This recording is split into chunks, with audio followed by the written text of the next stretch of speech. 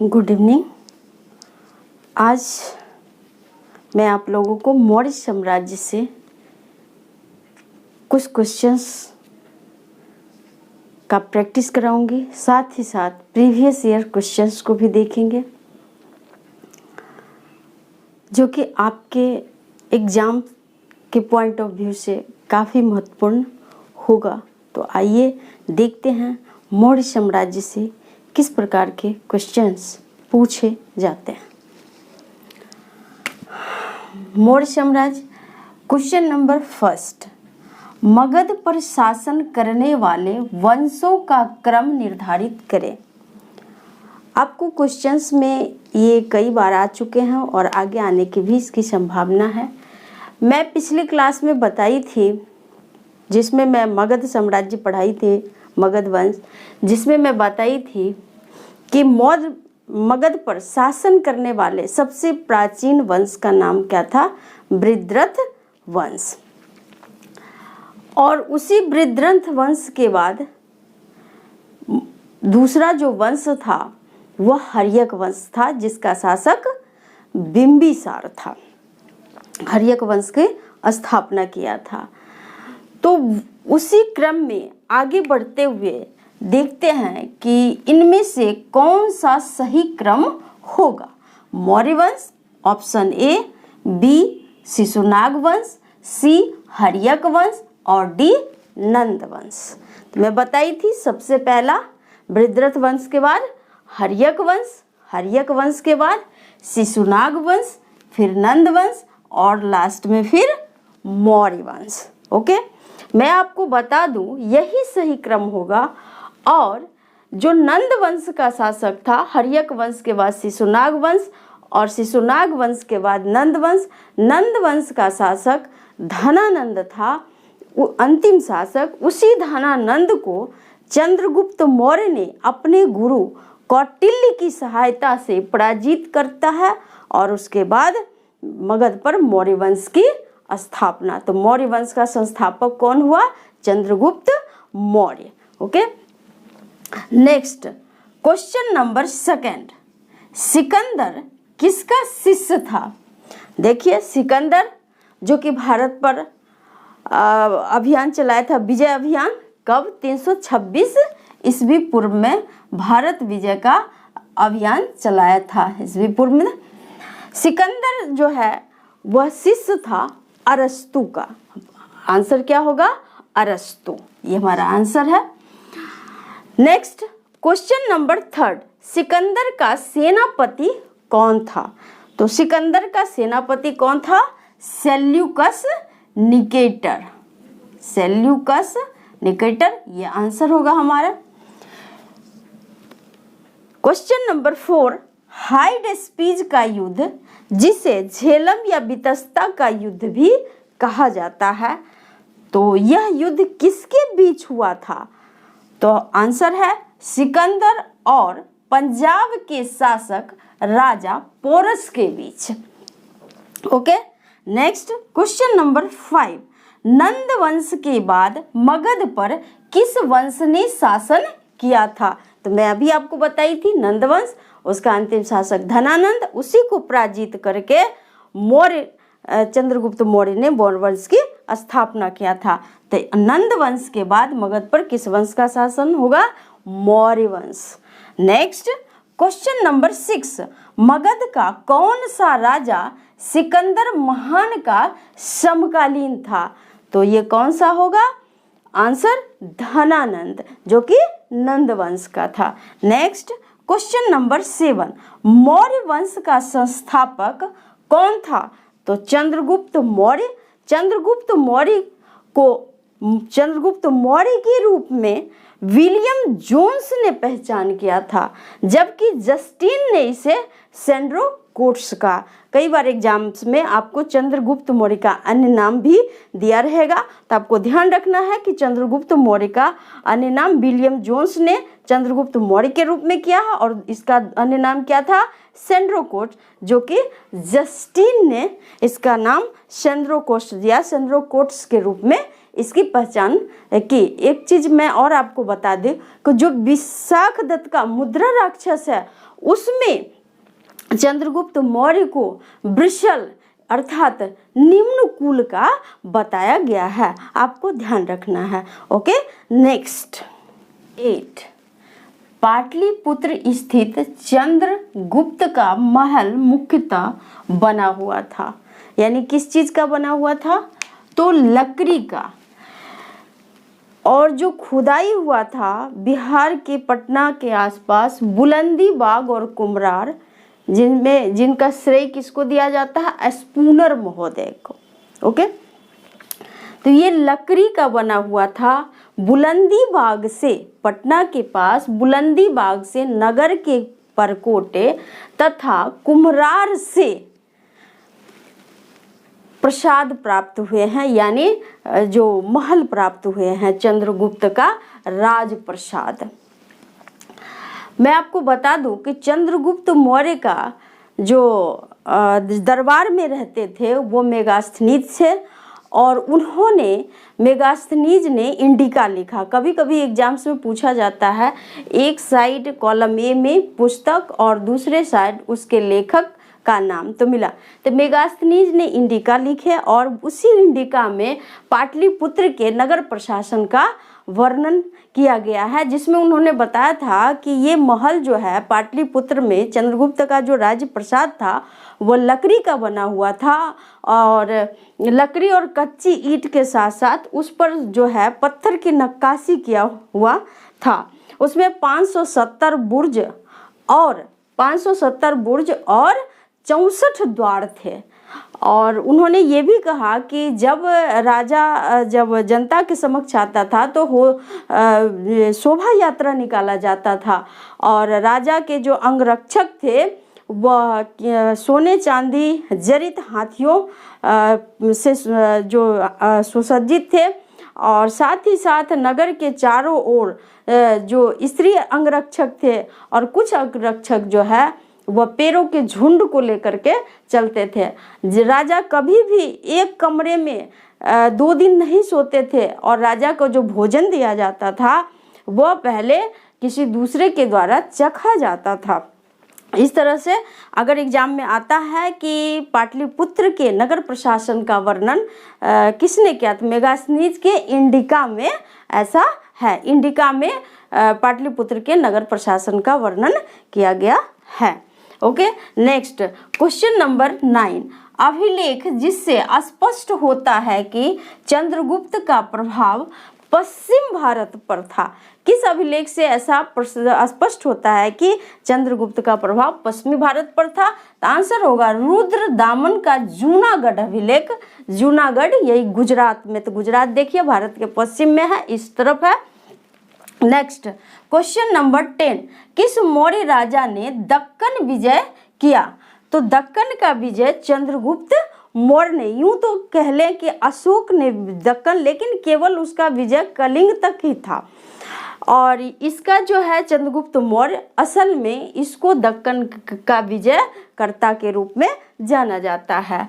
Next question number 11, निम्न में से कौन सा राज्य अशोक के साम्राज्य में सम्मिलित नहीं था? ये क्वेश्चन देखिए आया हुआ है, तो मैं आपको बता दूं कि आपको याद रखना है कि सीमावर्ती राज्य, जिसे प्रत्यंत राज्य भी कहा जाता है, वो अशोक के राज्य में सम्मिलित नहीं था। वो प्रत्यंत राज्य सीमावर्ती राज्य कौन कौन थे, तो वो आपको ध्यान में रखना है। ये कौन? चोल, पांडे, केरलपुत्र, सत्यपुत्र, ताम्रपर्णी, श्रीलंका, इसी को प्रत्यंत या सीमावर्ती राज्य कहा जाता है। अगर ऑप्शन में आपका इनमें से एक भी होता है, मान लीजिए सत्यपुत्र दिया रहता है, तो यानी सत्यपुत्र नहीं था। अगर सिर्फ पांडे दिया रहता है तो पांडे भी, चूंकि ये तीनों राज्य, ये सभी राज्य जो हैं, चोल, पांडे, केरलपुत्र, सत्यपुत्र, ताम्रपर्णी, ये देखिए ये दक्षिण में है, भारत के दक्षिण में है। और दक्षिण का अभी मैंने इस क्वेश्चन में भी किया कि दक्कन विजय किया, तो असल में चंद्रगुप्त मौर्य ने ही किया था। सिर्फ अशोक ने कलिंग विजय ही किया था, जो कि 261 ईस्वी में किया था अपने राज्याभिषेक के 8वें वर्ष। ओके, तो आपको इन राज्यों को ध्यान में रखना है। नेक्स्ट क्वेश्चन नंबर 12, अशोक के अभिलेखों में प्रयुक्त भाषा क्या है? तो मैं आपको बता दूं कि अशोक के जो अभिलेख है, अशोक के जो 14 शिलालेख, 7 स्तंभ लेख और 2 गुहा लेख, अशोक के जो अभिलेख है उसको डिवाइड किया गया है। 14 शिलालेख, शिलालेख की संख्या कितनी है? 14 शिलालेख, 7 स्तंभ लेख और 2 जो है गुहा लेख। क्या था? गुहा लेख। इस तरह से आपको ध्यान में रखना है। ओके, तो उसमें प्रयुक्त भाषा क्या थी? तो आंसर होगा प्राकृत भाषा। Okay, next question number 13, Ashok के किस स्तंभ लेख पर मोर का चित्र है? तो ये है, इसका आंसर होगा लौरिया नंदनगढ़। ये लौरिया नंदनगढ़ कहाँ है? चंपारण, बिहार में है। ओके, नेक्स्ट 14, सेल्यूकस निकेटर और चंद्रगुप्त मौर्य के बीच हुए युद्ध का वर्णन किसने किया? तो देखिए, सेल्यूकस निकेटर जो कि सिकंदर का सेनापति था, तो सिकंदर का सेनापति सेल्यूकस निकेटर और उसके बीच जो युद्ध हुआ था, इसका वर्णन एपियानस ने किया था। और मैं आपको बता दूं कि सेल्यूकस निकेटर और चंद्रगुप्त मौर्य के बीच जो युद्ध हुआ था वो 305 ईस्वी पूर्व में हुआ था। इस युद्ध में के संधि शर्तों के अनुसार जो एपियानस ने वर्णन किया, उसमें चंद्रगुप्त मौर्य की शादी निकेटर, संधि शर्त के अनुसार सेल्यूकस निकेटर अपनी पुत्री कार्नेलिया की शादी किससे कर दी? चंद्रगुप्त मौर्य से। और साथ में चंद्रगुप्त मौर्य को 4 प्रांत काबुल, कांधार, मकरान और हेरात प्राप्त हुए। और प्लूटार्क कहते हैं कि प्लूटार्क के अनुसार बदले में चंद्रगुप्त मौर्य ने भी सेल्यूकस निकेटर को 500 हाथी दान में दिए। Okay, next question number 15, Chandragupta Maurya किस जैनी गुरु से दीक्षा ली थी? चंद्रगुप्त मौर्य जैन धर्म का अनुयायी था, आपको ध्यान में रखना है। और इनके ये जो गुरु से दीक्षा लिए थे, इसका आंसर होगा Bhadrabahu. Next question number 16, Chandragupta Maurya Magadh की गद्दी पर कब बैठे? तो देखिए, चंद्रगुप्त मौर्य जो मौर्य वंश का स्थापना किया था, तो मगध की गद्दी पर 322 ईस्वी पूर्व में बैठे। नेक्स्ट क्वेश्चन नंबर 17, किस शासक की मृत्यु श्रवणबेलगोला में संलेखना/उपवास द्वारा हुई? तो आंसर होगा चंद्रगुप्त मौर्य। कब? तो 298 ईस्वी पूर्व में इनकी मृत्यु कर्नाटक के श्रवणबेलगोला में हुई। Next question number 18, Chandragupta Maurya के बाद मगध की गद्दी पर कौन बैठा? मौर्य वंश का प्रथम शासक चंद्रगुप्त मौर्य। और चंद्रगुप्त मौर्य के बाद कौन बैठा? अशोक। तो आंसर होगा अशोक। कब बैठे? तो 269 ईस्वी पूर्व में। Okay, next question number 19, indica किसकी रचना है? तो इंडिका किसकी रचना है? तो आंसर चंद्रगुप्त मौर्य के दरबारी कवि मेगास्थनीज की। मेगास्थनीज की रचना का क्या नाम है? इंडिका। मैं आपको बता दूं कि आपको कभी कभी बच्चों को हिस्ट्री समझने में काफ़ी परेशानी होती है, बट जिस सीरीज से मैं पढ़ा रही हूँ क्रमवार, तो आपको क्रमवार ध्यान रखना है कि जैसे मैं पहले बताई थी कि सबसे पहले मैं ये बताई थी कि मगध प्राचीन वंश, बृहद्रथ वंश, उसके बाद में बताई थी हर्यक वंश जो बिंबिसार था, हर्यक वंश, शिशुनाग वंश, नंद वंश।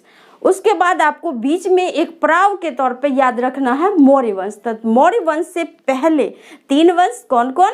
और अगर प्राचीन मिला लेते हैं तो 4 बृहद्रथ, बृहद्रथ के बाद पहला हर्यक वंश, दूसरा शिशुनाग वंश और तीसरा नंद वंश। नंद वंश के ही शासक धनानंद को पराजित करते हैं कौन?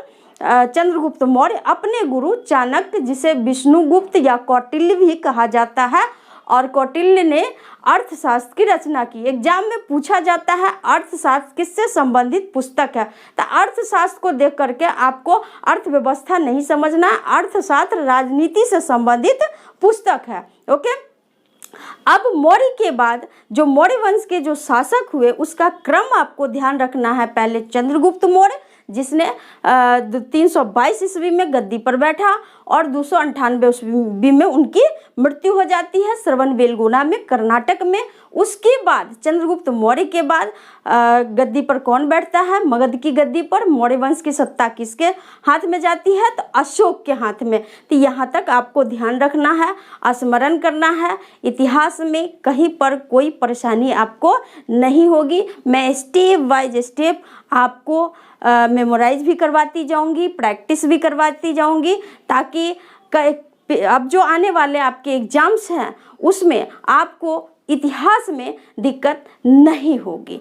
ओके, नेक्स्ट नंबर 20, अशोक के सहवाजगढ़ी और मानसेहरा अभिलेख किस लिपि में है?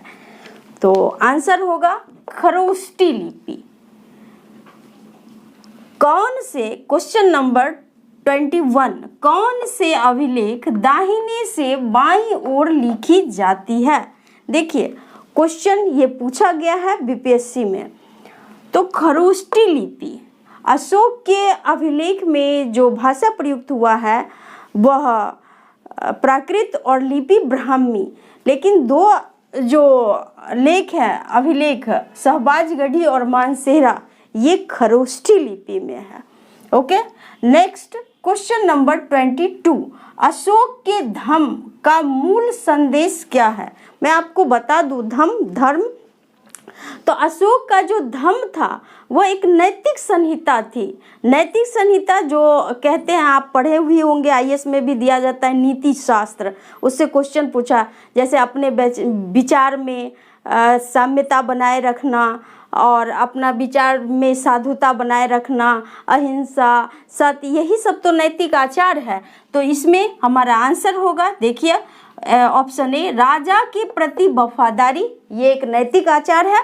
शांति और अहिंसा, सी, बड़ों का सम्मान और धार्मिक सहनशीलता। इसी तरह से ऑप्शन अगर आपका बदल करके भी आता है तो आपको ध्यान में रखना है कि हमारी नैतिकता क्या कहती है। हम कहते हैं ना कि हमारा नीति शास्त्र क्या कहता है, नैतिकता क्या कहता है, तो उसको नीति के संदर्भ में रख करके मन में सोच करके देखेंगे कि क्या हमारा नीति शास्त्र यही कहता है। उस तरह से अगर ऑप्शन में आता है तो उसको सोच समझ के आपको अपने आंसर को टिक करना है, यानी सही आंसर तक पहुंचना है। नेक्स्ट क्वेश्चन नंबर 23, किस स्तंभ लेख में अशोक ने स्वयं को मगध का सम्राट बताया है?